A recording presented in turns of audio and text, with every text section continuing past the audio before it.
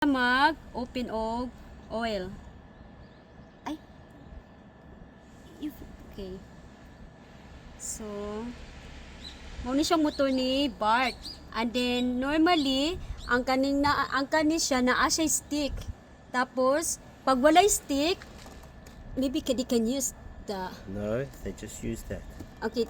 Pag walay stick, We'll wipe it first. pero pag naay stick, tapuhan lang nimo siya og towel and then ibalik nimo pag paslak dito, then makita nimo kung unsa na lang ka kakuan ang oil, unsa ka daghanon ng oil.